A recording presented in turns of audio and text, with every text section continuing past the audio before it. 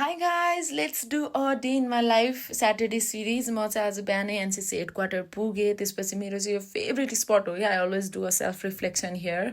Before I go anywhere अनि त्यसपछि बाहिर चाहिँ हाम्रो स्याटरडे कोर्स भइरहेको थियो क्या त्यो प्लान्टको वरिपरिको झारू खेल्ने काम भइरहेको थियो अनि लभली सिङ दिस है अनि त्यसपछि a little tour for everybody यो चाहिँ हल अफ फेम हो होइन अस्ति पनि देख्नु भइसक्यो होला त्यसपछि हाम्रो मिटिङ सक्यो अनि सबैजनालाई चाहिँ मैले मेरो मिनी भ्लगमा बाई बाई भन्नुहोस् भने अनि जबरजस्ती बाई गर्न लगाएर भिडियो खिचेँ त्यसपछि I went straight to the mess because खाना खानुपर्ने थियो अनि खानाले चाहिँ मलाई झन् धेरै घरको याद आयो क्या किनभने चाहिँ घिउवाला राइस थियो अनि कर्कलको तरकारी त्यसपछि गफ गरेर हामी निस्क्यौँ अनि पेट्रोल पम्पमा गएर मैले पेट्रोल हालेँ त्यसपछि चाहिँ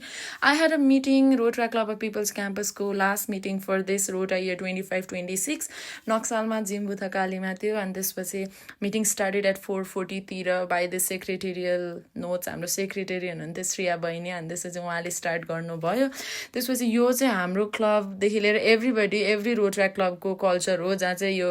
कलर लगाएर गङ गाबेल ह्यान्डओभर गर्नुपर्छ तर no matter how old president you're होइन यो जहिलेको पनि कन्फ्युजन हो President of Rotary Club of People's Campus for the Rotary year 2025-26 would like to start the meeting number 438 which is the general meeting of the Rotary Club of People's Campus. The meeting is called in order. त्यसपछि we had discussion on agendas अनि रोटा year 25-26 को पुरै review पनि भयो अनि त्यसपछि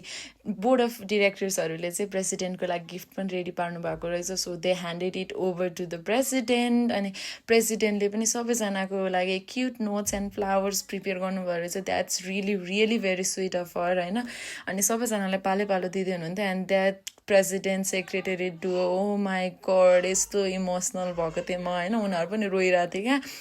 अनि त्यसपछि हाम्रो क्लोजिङ भयो होइन अब अभियसली द चियरफुल टिम अनि त्यसपछि कुनै पनि कुरालाई चाहिँ त्यो सिरियस भएर डिल नगर्ने कि जे पनि एकदमै ह्याप्पी जली अनि त्यसपछि त्यस्तै गर्दा गर्दै फोटोसुट पछि हाम्रो डिनर रेडी भयो